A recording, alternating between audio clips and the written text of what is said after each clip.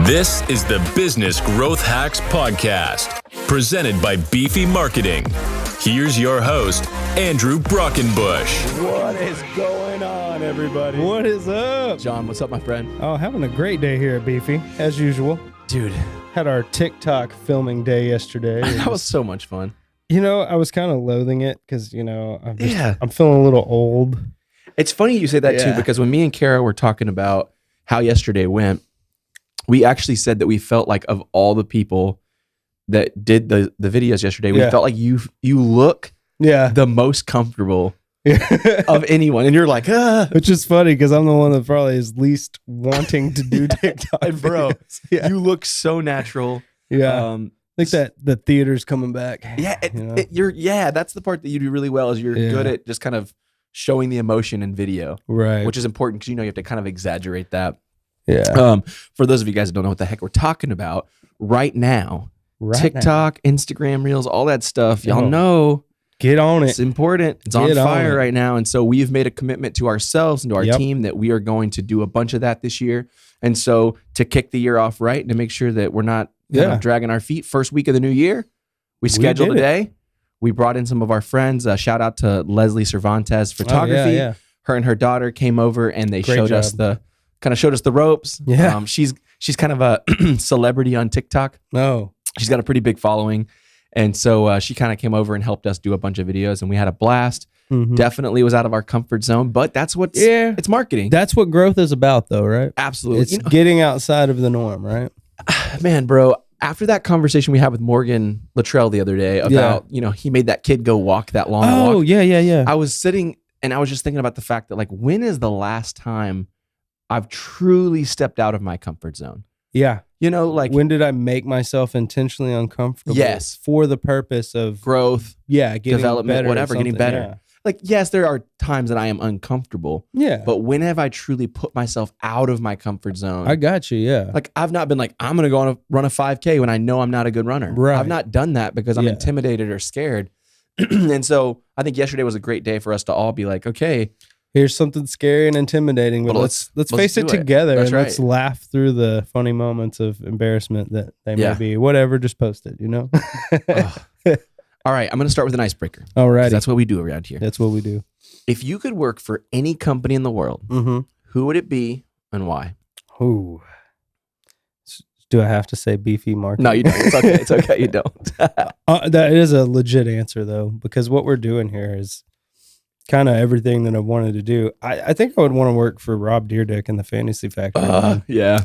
That's where I would want to work. He seems so cool. He does. It just seems like a fun environment. It's like so laid back, but you're getting work done. And that's like kind of that's my operated. It's definitely our vibe. Yeah. Yeah. I feel like you'd get harassed a little bit. And not in a bad way. Not in a bad way, but yeah. But like when I watched the show, at least, I remember he was like shooting people with paintball guns. Well, that was his little cousin too. So like, I hope that would be me, but that environment would be cool. I think it would be cool to work for. Yeah.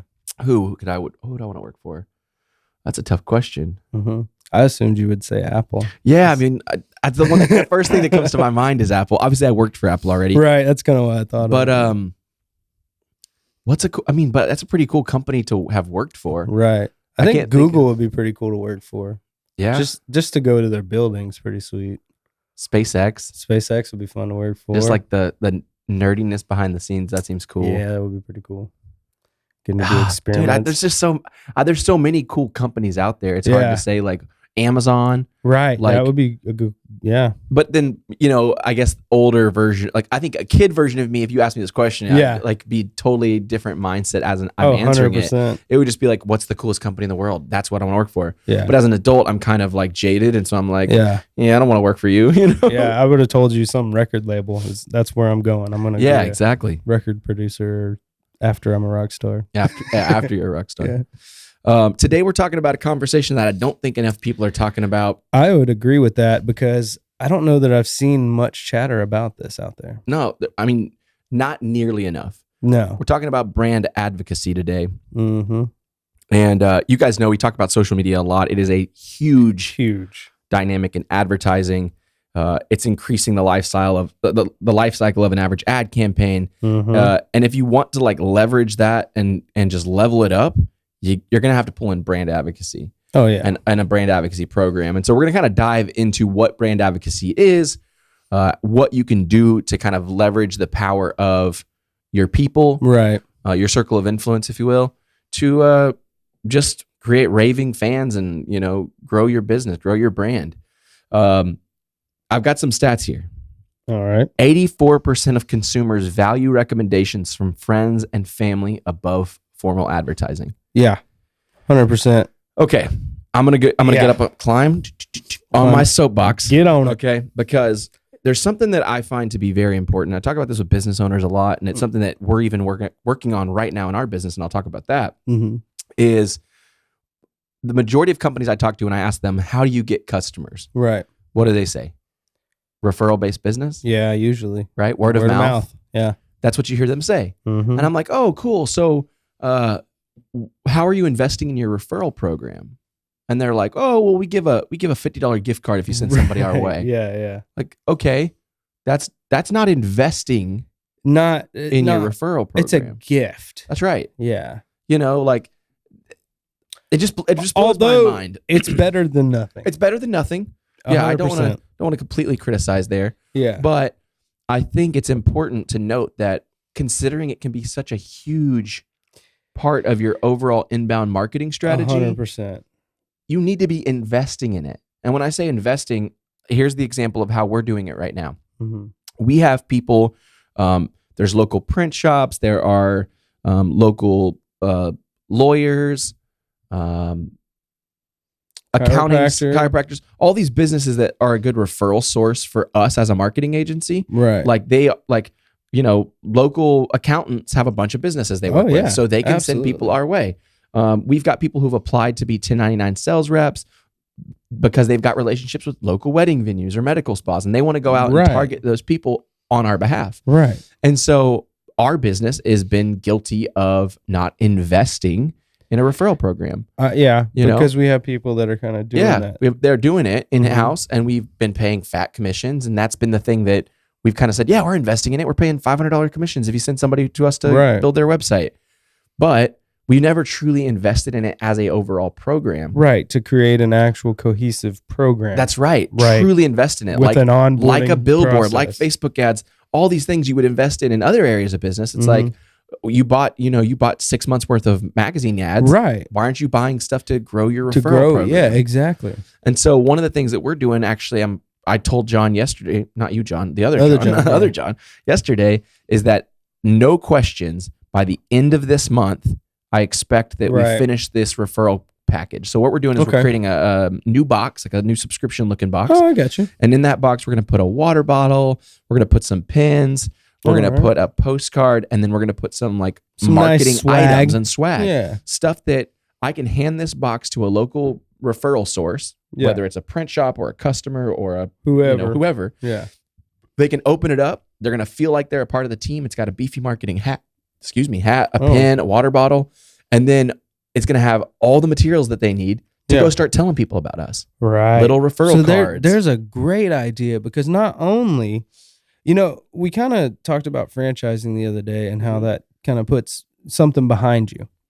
Well, this is kind of similar to that, and where you're not just telling them, go tell people about me. You're putting weight behind that. That's right. Here's all the resources you need. Tell people about me. Here's some resources. That's right. And that's the other thing we're going to do. We're going to actually develop let's just call it a referral or partner resources website on our main website, where they can actually go and get swipeable social media content, swipeable email templates that they can send out to their lists. Oh, nice. Social media graphics, anything that somebody that wants to send people to our way. Right. We're not going to ask them to do all the work themselves. Yeah. Here are all the things you need to do it. There's two things wrong with asking them to do all the work themselves. One, on brand marketing. Do they necessarily know what's on brand for you? Yeah. And then number two, and just sending them off to the woods, they have no direction. So you don't know what you're going to get, which could end up being really creative for you and break outside the box. So it's really important that you give them a plan. You know? That way you're on the same page. Exactly. Otherwise, you could have so many posts that are across the gamut, because you don't want someone out there advocating for your brand, saying things that aren't true. That's right.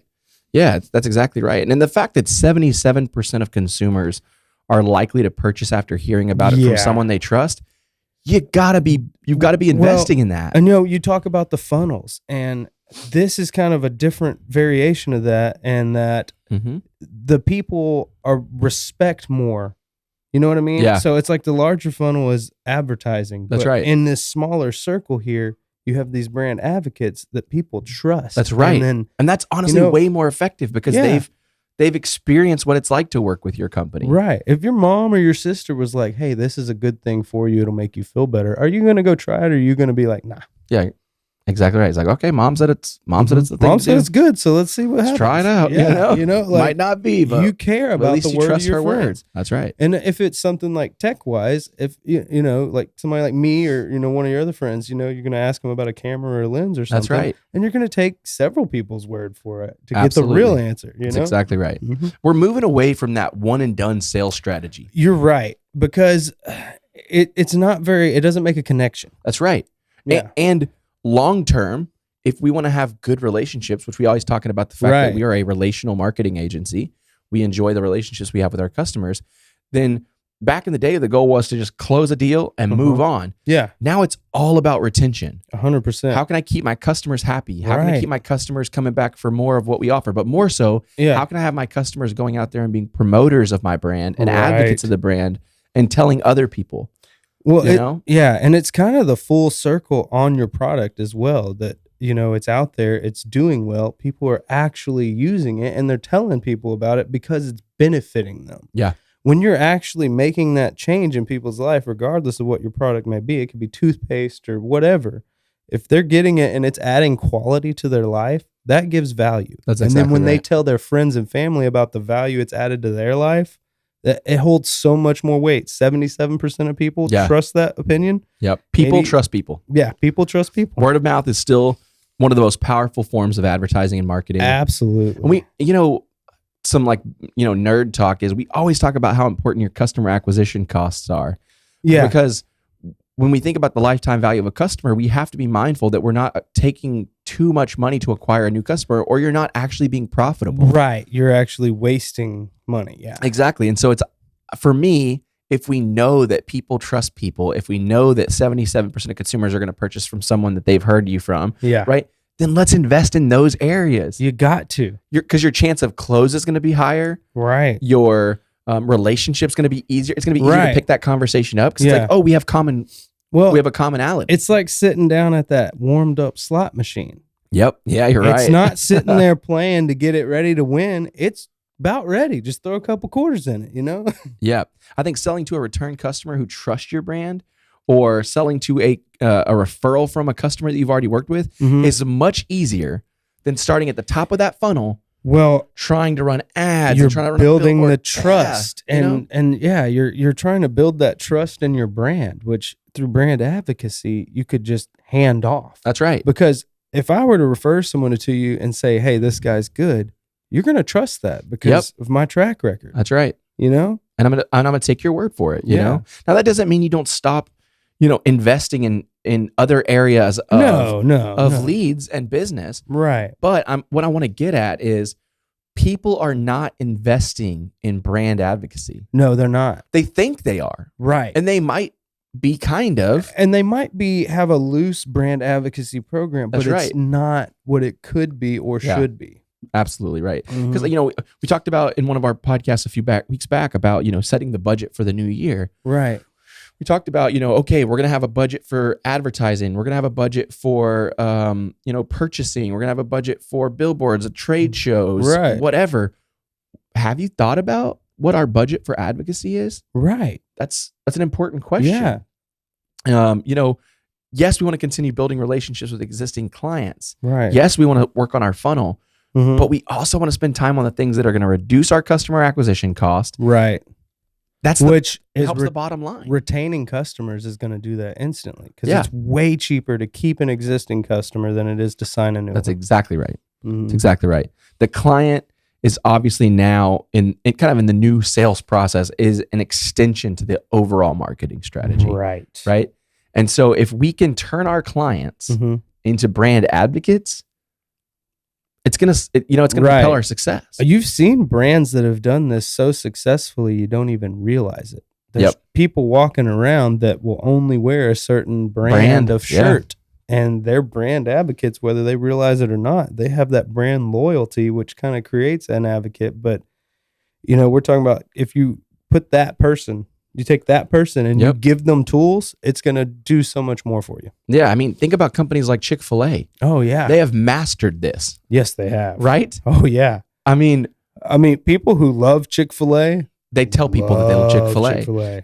And it's the same to be said about Apple. Oh, it's any brand, really. If people love that product, they talk about it. That's right. Because people talk about things they love. That's right. And the companies that realize that, and the companies that understand how valuable that is, have really good customer experience. That's right. Mm-hmm. And they're the ones that are gonna be the Apples and Chick-fil-A's of the world. Yeah. Because they are leveraging their customers to be walking billboards. Right. In the world of Apple, we used the word detractor and promoter. Okay. Detractors are people that when they have a negative experience, they're going to go talk shit about you. They're going to go talk, don't work with them. They suck. Their restaurant's awful. They have the worst computers ever. Bad reviews, if you will. Bad reviews. Mm-hmm. And then we've got promoters. Promoters are not just good reviews. Right. Promoters are people that are out there saying, you need to go get the new iPhone. Right. You need to go check out the latest MacBook Pro. Yeah. I would say that you and I are definite Yeah. Apple fanboy. Yeah, 100%. Promoters, 100%. especially as it comes to the Mac operating system. Well, how many times have we said, well, if you had a Mac. That's right, if you had a Mac. And then jokingly, but seriously, that's brand advocacy. That's right. Even though it's in humor, we're still advocating for the brand. Yeah, and now advocates don't have to just be customers. A lot of times they're employees, right? It's both. Who better to be an advocate for you because they're part of the team. Yeah. You know? And I think that goes back to some of our conversations we've had about building culture. Yes. And a conversation that I look to kind of deep dive into in the future with some of our guests. But I think that when you create and foster a culture of collaboration, and not just that, but also you've created an environment where people enjoy the business and brand, they're going to promote it. If your employees are vested in the business beyond their paycheck, you're going to have better quality performance out of those people because they really care about what they're doing. They're not, I don't care, give me my paycheck, I'm going to go home. Yeah. I mean, look for the ones who are proud to wear their company branded clothing outside of work. Yeah. I mean, me, our team, bro. Oh, man. I don't want to take credit my for this. Son told me the other day, Marshall goes, I saw Beefy marketing today. And I was like, what are you talking about? And he saw your truck. He saw the license. The Beefy truck. Yeah, nice. Yeah. That is so funny. Yep. That is a cool feeling, the fact that, it's funny because everyone in our office, we all believe in what we're doing and the people we're working with, and that's exciting. We also are partial to the fact that our branding is pretty cool too. We like it. It's cool. But that being said, like all of us, I would say, wear our Beefy gear outside of work. 100%. I mean, this podcast hoodie is same. I'm wearing the Beef podcast. Oh yeah, you're wearing your Ask Me About My podcast, and you're wearing a Beefy marketing hat. Oh yeah, I wear this hat every day. And then I'm wearing I did not realize that. You got a beef and a beef? The beef and a beef. So my wife was laughing at me the other day because I had a Beef podcast shirt on. I put on, over the top of it, I put my Beefy mechanic shirt, and then it was cold, so I threw this hoodie on the top of it. She was like, you're just beefied out. You're beefed out. I need some beefy pants and underwear. I get the little bull everywhere on the underwear. Yeah. So, absolutely. I think that part of that is to create merchandise for your, not just your employees, but also your customers, that they want to wear outside of the business. That they're excited. Like, yeah, because how many times have you gone to, like, you remember back in high school and somebody threw together a little fundraiser for something and you got a crappy shirt, but you gave the whatever. Yeah, you bought it because it was for the cause. You wore it once. And that was it. And if that's your company's shirts, I mean, come on, you got to you need stuff that people want. You need stuff that people look at and go, wow, that's nice. What is that? We have people ask us about the Beefy logo all the time. What is that? They don't think we're a marketing agency. Yeah. Do you sell cattle? Do you sell cattle? Beef jerky? Beef jerky, yeah. Because the logo just is fun. It's a conversation starter. Do y'all have barbecue? Yeah, barbecue. Like, ironically, yes. Sort of. Yeah.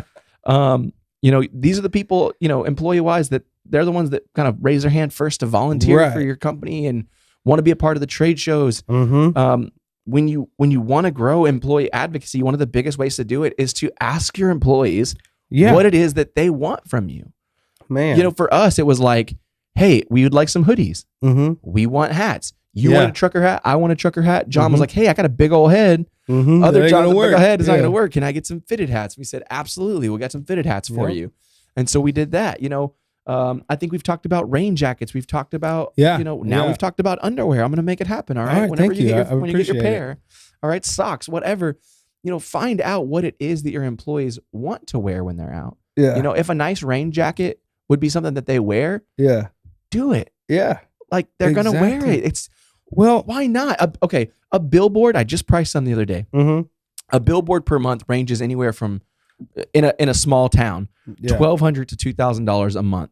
Yeah. Okay. That's probably about average. Which in a higher traffic area, you could get up into about $4,000. Yeah, or more. Yeah, or maybe even more. More probably. Yeah. $2,000 a month for you have to 6-month commitment or whatever, right? Yeah. That's $12,000. Yeah. One order of jackets might cost you $1,500 if you bought every single employee on your team one. Right. Yeah. How many employees do you have? Yeah. And so it's like, that is worth it. Those are all really billboards. Well, because it's a walking billboard. That's right. It's not in one place. It's going to go wherever that person goes. It's not stationary. Yeah. The circle of influence. I wore this hat on stage in front of I don't know how many thousand people. Yep. Yeah. And then it goes back to kind of the stats from the beginning around the percentage of people that trust people giving them advice about who to work with. Because when someone asks me, what is Beefy marketing? Right. I'm going to talk about it. Oh, yeah. I'm not going to just say like, I don't know. Yeah. See you later. Ask me about my podcast. But people ask us when we wear that. Oh, yeah. Me and John have worn that into the gym. We've worn it to events we've gone to. And people definitely ask. The first day that we printed these, we went to lunch right after they were done. We printed a bunch of gear to go to lunch in because we wanted to be all cool out in the public. Yeah. And we were testing out our heat press. Anyway, so I remember we walked in and first thing, as we got in line to get our food, what's your podcast? And you're like, wow, yes. It's like, it works. It works.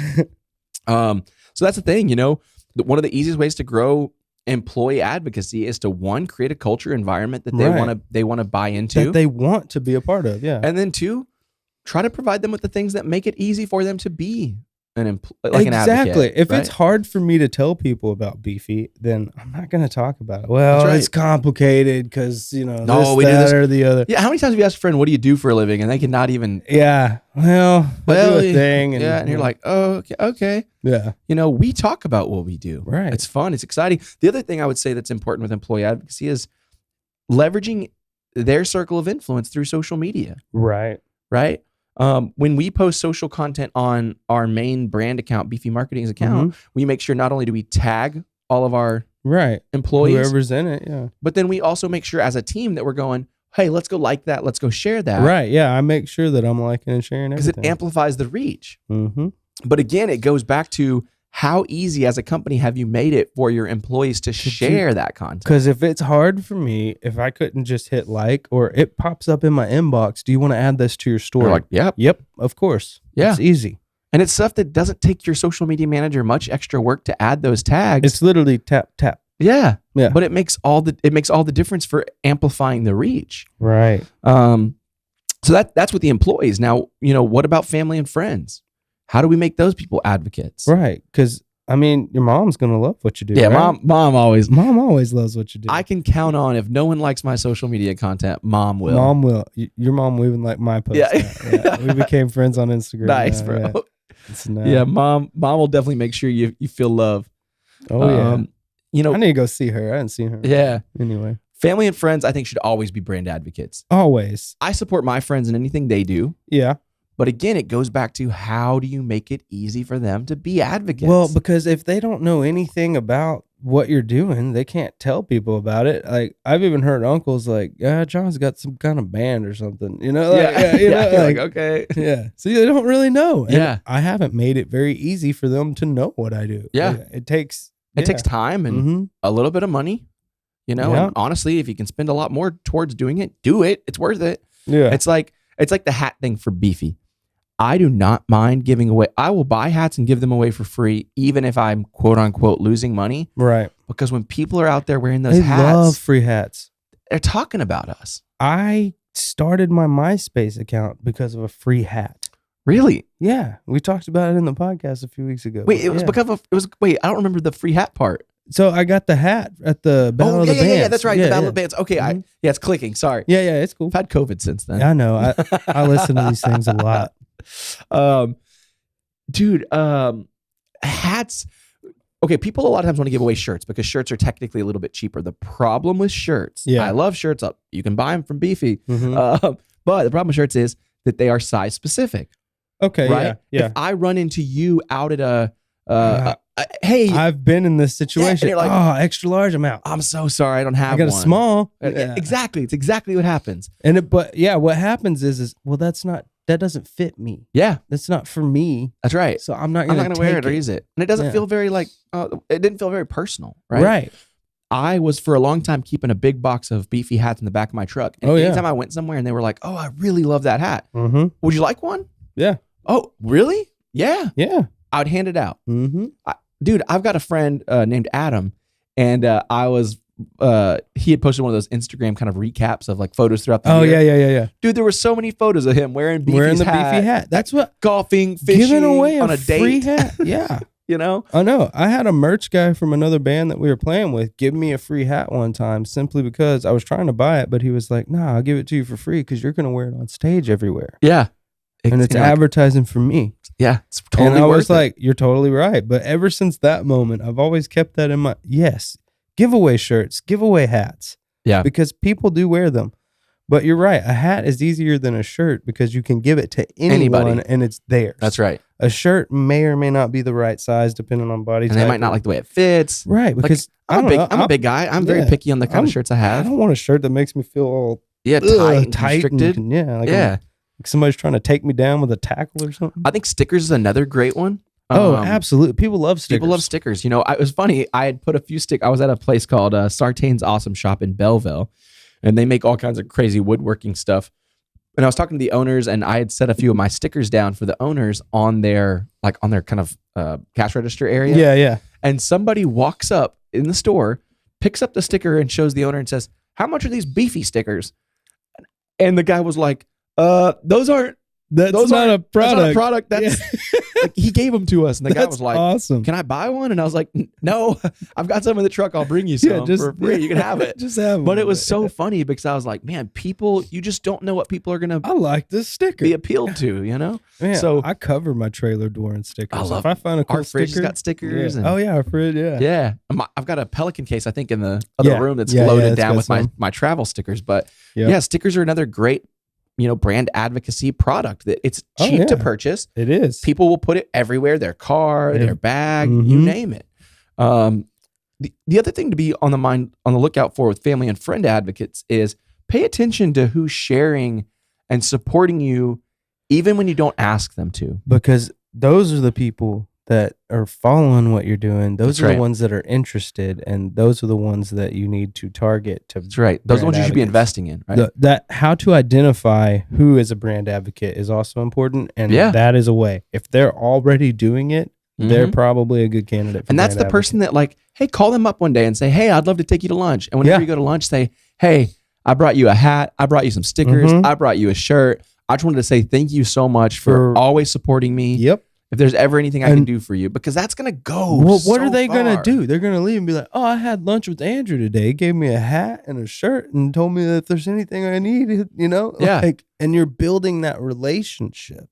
And just you almost give that person, even though that they're not an employee, you give them ownership in something. Right. This is yours. Take it and run with it. The most successful multi-level marketing campaigns do a great job of investing in brand advocacy. Yeah, they really do. It's their whole business model. It is all it is, yeah. And so when you sign up for, insert any MLM business model, the first thing that they do is send you this awesome welcome kit. Right. Here's a bunch everything of you need. A little binder with presentation material, a folder, pins, a lanyard, whatever, because they want to make you feel like you have ownership. You're a part of something. You're a part of something. I know that Maker's Mark sends you like all kinds of stuff. Like their advocate program is pretty big, exclusive. Yeah. So I think that identify those advocates by paying attention to who's promoting you, like you said. Yeah. When you're not asking them to. Right. It's one thing to reach out to your friend and say, "Hey, will you please share my post? Like we need to really boost up our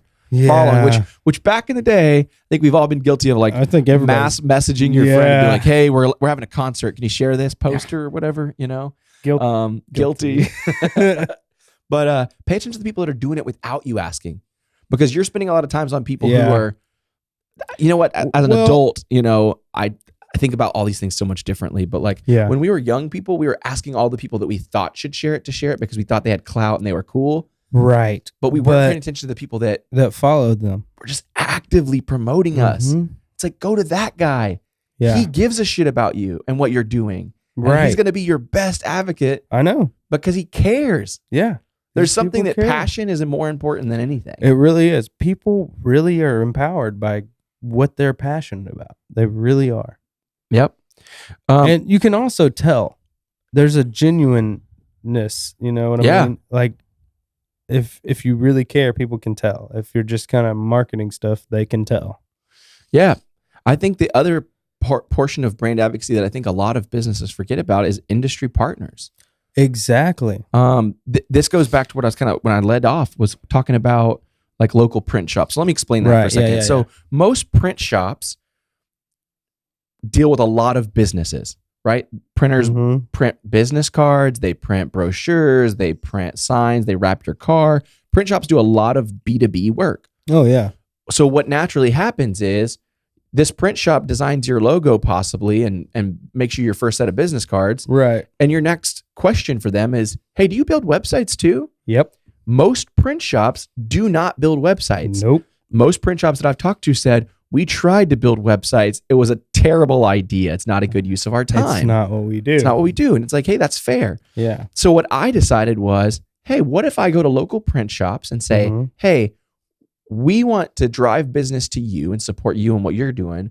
But when you have somebody who asks you about SEO or website design or website maintenance, would you mind sending them our way? Yeah. And this is what we're going to do for you. We're going to give you a $500 kickback. Yeah. Or $250 kick, whatever it is, right? Right, yeah. So that's where, for most people, that's where we stop. We say, well, I'm going to give them a $500 kickback. Yes, I'm investing in my referral program. Right. You're not investing into your referral program until you give that guy the items and resources he needs to be able to get that kickback, to drive people to you, right? You haven't really set them up for success until you give them some materials. That $500 kickback is not an investment until it comes to fruition. Right. How are you investing in that potential advocate before the business starts to roll in? Right. Yeah. Right. And that goes back to that box that we're creating. You know, we're creating that box that's going to give that print shop everything he needs to drive people our way. Exactly. And he feels ownership and he feels like I'm not just asking him for a favor without having any level of reciprocity. Right. It's not like he's just passing clients on to you. That's right. There's a benefit for him. Yeah. And you've also set him up with tools to do it. Because I think a lot of times you're right. We'll create this program that's like, 10%, $500, you bring me a sale. It's incentive to do it, but you haven't really put a fire under them, so to speak. You haven't really pushed them up. You kind of just stand here and wait, and you can get $500 if somebody comes along. Yeah. I think a lot of times our pride gets in our way of thinking about sometimes we look at the industry, whatever industry we're in, and we say, oh, that person's a competitor. Yeah. And it's like, well, not necessarily. Like a seafood restaurant and a Mexican restaurant, yes, they're competitors. They both have food. Yes, they compete for your time. But let's be honest. I'm going to want seafood sometimes, and I'm going to want Mexican food sometimes. Right. Yeah. You're going to go to both. You're not competitors. Support each other. How about at the end of the bottom of your receipt, you say, go support our friends over at Brad's Coastal Kitchen and get a free appetizer. And imagine if Brad's Coastal Kitchen did the same thing. Get a free small queso if you go over to Lupe Tortilla. That's a great idea. That's brand advocacy. It really is, because it's promoting something else. And you'll see some of these larger restaurants do that. You're right. But it's within their own brand, chain of but they're restaurants. Still doing it. That's right. I think we have to sometimes say, you know what? Just because they're in the same industry does not mean they're competition. Right. No, not at all. And looking at competition the right way. Yes. That's what it's been for me. I used to think, oh, you're my competitor, you're my enemy. You're my competitor, you do what I do. I can learn from you. We can work together. We're in the same industry. Yeah. We can help each other.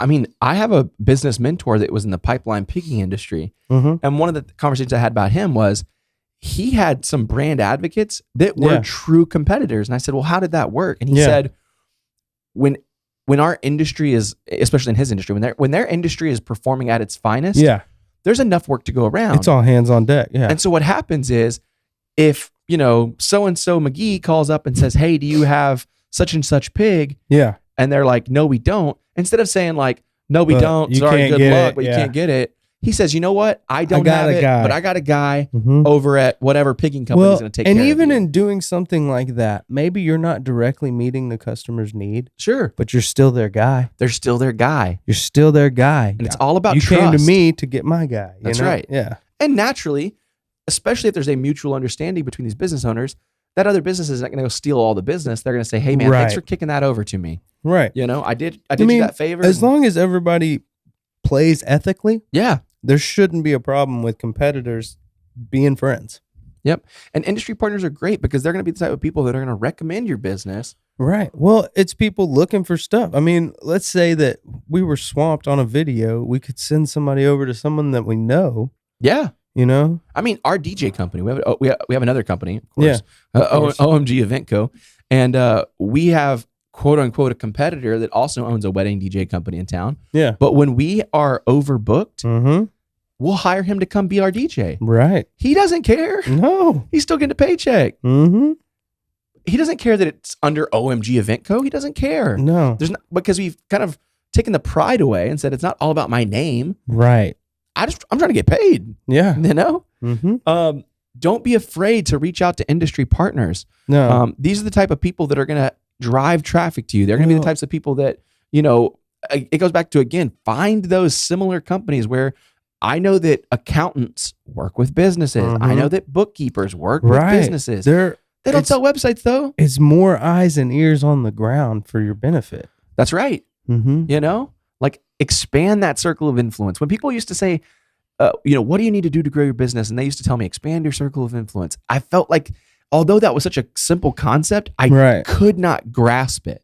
Yeah. I was like, my circle of influence. Like, what does that mean? Yeah. And I get it now. It's like my circle of influence is the 500 friends that I have on Facebook and my close 20 or 30 friends or whatever. Right. And it kind of gets smaller and smaller of a tight knit, circle of influence. But then when I leverage you, you're my employee or a friend that owns a print shop or whatever, all of a sudden my circle of influence is my 500 plus your 500 plus his 500. We can, and that starts to trickle out further and further. It's like creates ripples. We can do more together than we can fighting against each other. Yeah. And I think what it all comes back to, and we've kind of talked about this already, but when you recognize the individuals that are going to be advocates, whether they're your employees, they're your industry partners, they're your friends and family, invest in those people. Yeah. Show them your appreciation. Not only provide them with the resources to continue to promote you, but also just say thank you. Yeah. That goes a long way. It goes a long way. Like sometimes I'll literally just send out a gift card, even if no business came through. Right.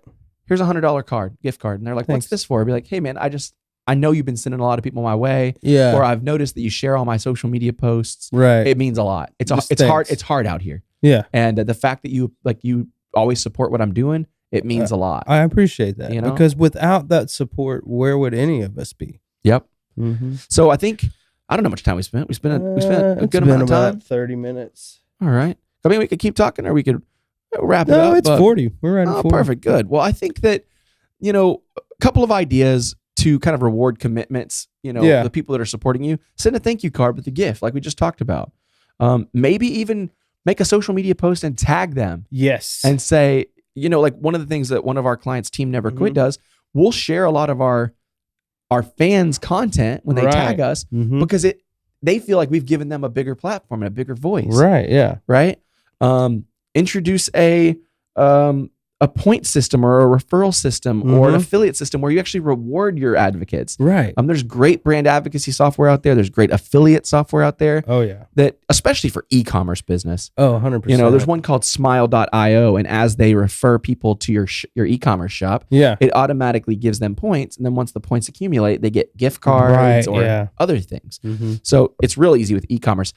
Have a have an appreciation lunch or a big party. Yeah. Where you bring everybody out. Like maybe it's a mix. Yeah. Friends, customers. Hey, we're just doing a big party to just say thank you for everything you guys do to support us. Right. Maybe you step it up now to do a private party for your elite brand advocates. And which is a way that you can kind of streamline in a little bit of that brand training type stuff. Exactly. And give out more swag. Well, imagine I send like this really, dapper invite card, right? To 10 of my closest brand or, top brand advocates, and they have no idea what it's for. And we take them to a $200 each dinner, it cost me $2,000 or whatever. Right. But at the end of that, they're going to be like, holy crap, these guys are spoiling the crap out of us. Mm-hmm. And when they leave, they're going to be even more amplified than they have been. Man, that was awesome. Like I learned more. I saw some of the things that they're about to do in the new year. Right. I know some of the things that are coming down the pipe. Yep. Because I'm talking about it as if it's my company, but the folks that are listening to this podcast, y'all's businesses probably have way more exciting stuff going on. Right. Be able to tease at the software you're about to release. Be able to tease at the new products you're developing. Exactly. Because it makes them feel, again, like you're investing in them. They have ownership in it. Even if they're not employees, they're like, wow, the owner cares enough to spend the time showing me what's on their radar. If they can feel like you brought them into the back room and showed them behind the scenes, you did your job. Yeah. I mean, imagine if a software company like Amazon sent me an email today and said, "You want to come? We'd like to tour you at our local facility because I'll be with you in a heartbeat. I'll be like, let's go. What? Like, are you kidding me? Let's go. Yeah. Like, that's so Can cool. I film it? You know what? Kind of off note, but I think that a lot of times businesses forget that like your customers and your employees, your advocates don't know what's happening behind the scenes all the time. No, they don't. And that's, to some people, that's really cool. What you're not posting online, people don't know. Yep. I was actually thinking about this the other day. There's in Waller, they're building that brand new high school. Oh yeah. And I'm like, is there like a way I can tour that place? Like, right, I'd like to. It looks so cool. I want to see what the backstage of the theater looks like. The theater, right? Yeah, same. Like I want to know what tech did you use? What y'all got in here? Y'all need any help? Yeah, you need help. I'll come help you. And so I think that just giving them the behind the scenes exclusive content, exclusive access goes a really long way. Yeah. I've talked a lot. It's okay. Sorry, John. It's a podcast. That's what we do. Oh, okay, good. Yeah. Good. Brand advocacy. It's what we're talking about today. Yep. It is something that businesses are not spending enough money and time thinking about and investing in. And I challenge you, it's the second week of the new year. Yep. If you're thinking about what am I going to do to generate more leads, more business, win new customers, create better relationships, grow my brand, take it up a notch, then you need to be thinking about brand advocacy. Here's your business growth hack of the day. There is a great website called easy-advocacy.com, easyadvocacy.com with a little dash in between easy and advocacy. It is a product by a company called AgoraPulse. AgoraPulse, for those of you guys that don't know, is a software that helps make it really easy to schedule all your social media. This is not an ad, I promise. AgoraPulse is a software we at Beefy Marketing actually use to manage all of our clients' social media, which is the reason why I'm talking about them.